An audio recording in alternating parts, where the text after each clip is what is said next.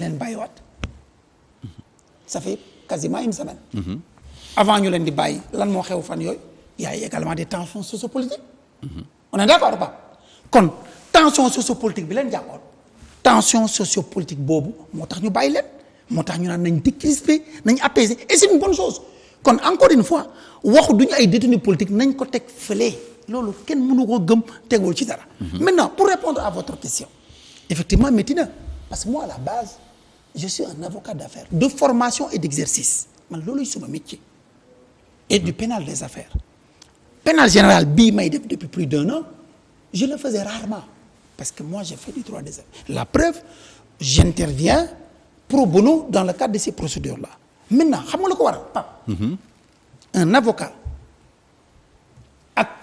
spécialité bu mu mënti def mooy droit des affaires bi may def man mooy droit de la famille mooy droit du travail l'ADN d'un avocat c'est la défense des droits humains munoo nekk avocat quand il y a une violation systématique des droits humains nga ne suma yoon nekku ca du suma gis-gis ku gisee noonu nangul naa la ko mais man du suma gis-gis suma gis-gis en tant qu'avocat mooy s'il y a une violation des droits humains quelle que soit ta spécialité da nga war a jóg taxaw sol sa robe pour taxaw défendre ces personnes victimes de violation de la loi moo tax depuis plus d'un an quasiment c'est depuis 10 ans maintenant la coow li commencé mais bul fàtte ne depuis 2013-2014 je commençais cette défense des libertés pour les activistes bul fàtte ne au Sénégal de 2014-2015 ba 2017 une certaine opposition politique était en hibernation donc activistes yi fi nekkoon di occuper le terrain politique ça veut dire que moi je suis dans ce combat depuis 10 ans autant c'était avec les Guy Marius Sagna Abdou Karim Gueye Xurum Xaq Abdourahmane Sow M23 Babacar Diop qui avait un mouvement dans le parti socialiste ñooñu ñoo ko commencé woon en 2013-2014 boobu laa ci commencé nekk ci ba récemment en 2020-2021 la acteurs politiques ñenn ñi ñu commencé leen jàpp mais moi j'étais dans cette défense des activistes dans cette défense de principe pour permettre aux citoyens ku am xalaat bu mu war a joxe ko ku war a manifester ñu autoriser ñu manifester parce que encore une fois Pape démocratie débat la démocratie égale débat démocratie c'est le dissensus démocratie c'est la contradiction mënuñu wax ne état démocratique lañ te dañu bàyyi askan wi wax seen xalaat bu ñu d'accordul ñaxtu loolu lu jaadu la Sénégal moo jël décision ci constitution en 2001 inscrire bind ci charte réewam ne ku ne am nga droit ñaxtu en France kenn bind ñu ko fa ça va de soi mais ñun dañ ko ci bind kon état du Sénégal bu bindee loolu ci constitution dafa war a jël ay matukaayam pour permettre citoyens ñu exercer ce droit constitutionnel d'autant plus que lay bi amoon il y a de cela 20 ans qu'on n'avait pas suffisamment de forces de défense et de sécurité lay boobu amatul état du Sénégal wax na te muy lu am que ces 10 dernières années l'État a énormément recruté de forces de défense et de sécurité donc aujourd'hui État du Sénégal am na suffisamment de forces de défense et de sécurité pour encadrer les manifestations mais nañ bàyyi citoyens ñu jëfe loolu État jël ay matukaayam pour que citoyens yooyu mën a marcher liberté d'expression aussi nañ bàyyi nit ñi wax seen xalaat dans une démocratie suñu d'accord ñoom itamit ñu ñëw en vertu du parallélisme des formes débattre ne di wax na nangam sangam mais d'accord ci wax sa xalaat mais mënoo ko wax rek ñu jàppale wax sa xalaat mën nañ ko comprendre mais am na ñoo xam ne dañuy ëppal dañuy saaga di attaquer kilifa diine yeeg ak yeneen yi ñu mel yoo xamante ni mën naa taalub réew man mënu ma rafet yooyu état mënu ko seetaan maître non amul état man du ma rafet lu ko saaga kilifa diine man dama gëm kilifa diine yi ci loolu lañ ma mooñaale ci loolu laa yaru je ne cautionne kenn ku saaga kilifa diine cautionné wu ma kenn ku lakk cautionné wu ma kenn ku toj man ñi may défendre ñëpp amul kenn ku ci lakk mobilette ok amul kenn ku ci taal amul kenn ku saaga kilifa diine man ñi may défendre pour l'écrasante majorité daanaka ñëpp c'est ñi nga xam ne dañu wax seen xalaat dañu manifester ne dañu bëgg ne d'accorduñ ci dara ñu jàppaleen parce que ñooñu dañ leen war a jàppale moi j'exerce une défense des libertés mënuñu tere nit ñi ñu wax seen xalaat dans une démocratie moo tax suñu démocratie aussi il faut ñu xoolaat ko c'est que mënuñu mettre en place une démocratie sans des démocrates c'est que on a un état démocratique mais il faut que ñu liggéey pour am une société démocratique nit ñi am culture démocratique parce que li fi ne c'est une démocratie formelle institutionnelle électoraliste démocratie Sénégal yépp mbiru élection rek la ñuy wax démocratie war na wees loolu on doit travailler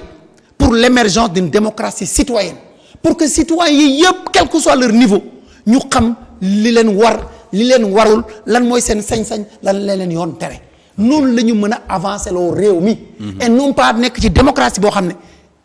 c'est la conquête du pouvoir uniquement et la conservation du pouvoir à tout prix tant que ñu ngi ci logique boobu du ñu nekk ci jàmm donc il faudrait que ñu travailler à l'émergence d'une culture démocratique et c'est pas surprenant ñi exercer la gouvernance au Sénégal depuis des années seeni parti dafa am démocratie parti boo xam ne lu nit wax ñëpp ne d'accord mais ñoo ko boo ko joxee réew jox ko armée jox ko gendarme c'est normal que mu jaay nit ñi doole te loolu c'est un problème général c'est quasiment tous les partis politiques qui fonctionnent comme ça donc war nañu xoolaat suñu bopp acteurs yi également politiques yi tous les leaders soit de la société civile ñu fexe ba jàngale démocratie nampatal ci askan wi ba ñu mën a d'accord un débat démocratique ku ne di jox sa xalaat dans le respect des uns et des autres ñu xool li gën ñu jubal ci loolu et encore une fois c'est le peuple est souverain askan wi mooy seet ku ko neex mu fal ko askan kenn du ko tànnal ne diw moo war a falu ou diw waru fee falu loolu yoonu kenn newu ci askan wi mooy seet juróomi at yu nekk mu seet ka ko doy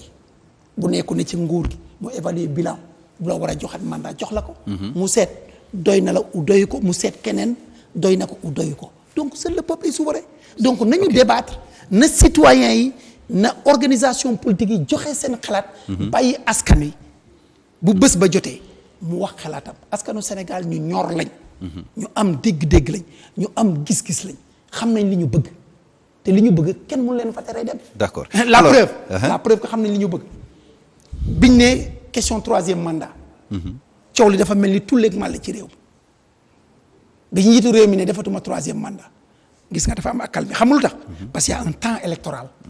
am na sax ñu doon waaj a bind livre non dama ne y a un parce que biñ xamee ne lii vote du ko régler dañu jóg xeex ko njiitu réew mi ne defatuma troisième mandat après nga gis une certaine forme d'accalmie xam nga lu tax parce que peuple sénégalais xam na ne on va vers des élections te xam na wote xam na li mu bëgg moo tax mu dal bi ñu ñëwaatee ne vote du am dàq nañ élection gis nga ñu jógaat parce que xam nañ ne cette question là également vote du ko régler ñu mobiliser waat pour aller encore au vote pour dire que le peuple xam na fi mu bëgg a jëm jarul kenn di ko wax te bés ba ci dina ko def d'accord alors bi nga gisee yenn détenus yi génn on a vu des réactions diverses et variées ñii di def des allégations de torture ñii di wax ne ay mineurs la ñu woon ñu xañ leen ak yoon bi nga gisee toutes ces réactions là yow ban sentiment nga am en tant que avocat défenseur des libertés. oui mais c'est normal Pape mënoo jàpp ab citoyen koo xam ne deful dara ou jàpp na ne deful dara nga téye ko at fukki weer këram tas ñii seen soxna am gan ci seen ginnaaw ñii seen waajur dëddu àdduna ñii seen xarit nga téye leen ci loolu parce que bi ñu leen di téye xamuñ lu ñu def parquet de la république moo leen jàppalu sollicité mandat de dépôt ñu denc leen ñu xëy benn jour parquet mi leen jàppalu woon sollicité waat du juge d'instruction mu bàyyi leen c'est normal que ñu génne seen naqar Pape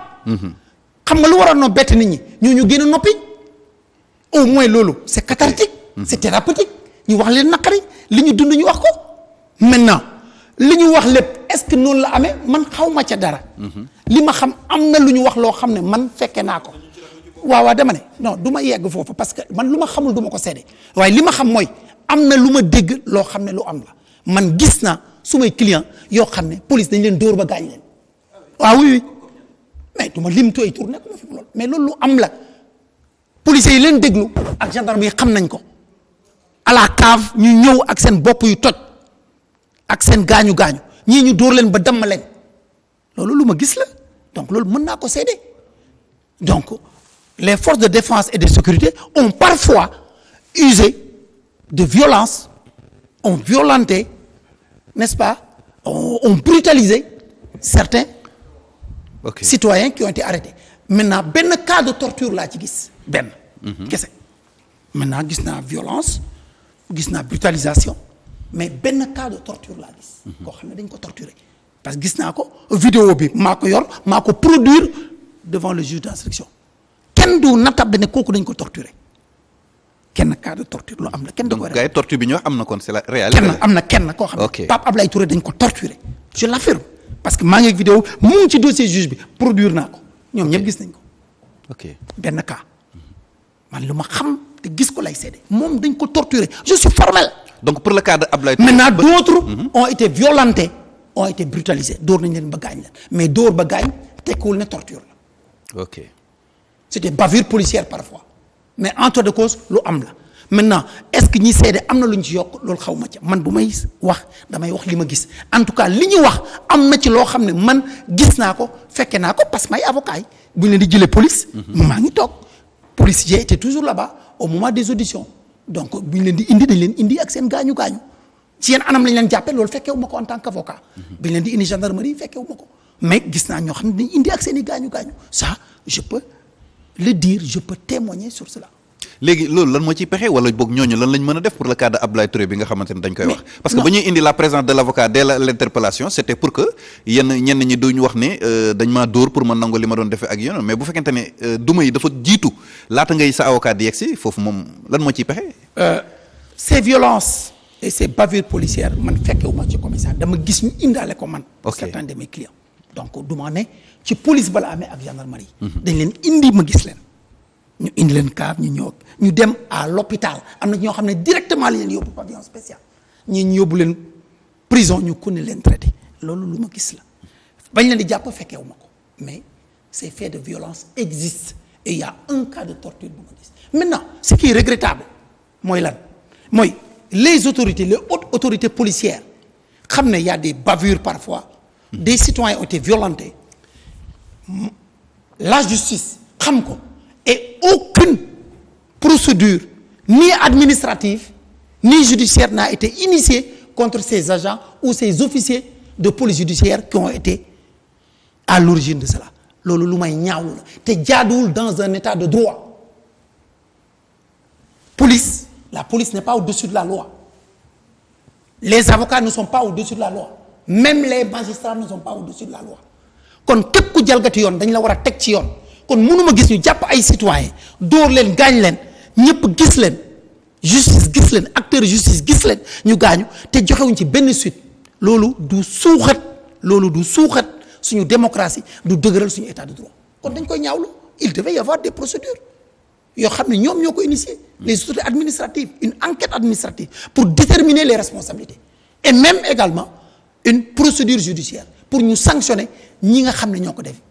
ñu jëm ko set mais defuñ ci dara. Maintenant on a la possibilité de porter plainte mais il faudrait qu'il y ait une volonté de donner suite à cela. Mais on ne sent pas cette volonté. On essaie de protéger certains qui sont à l'origine de cela mais loolu du dëgëral état de droit. du dëgëral suñu démocratie.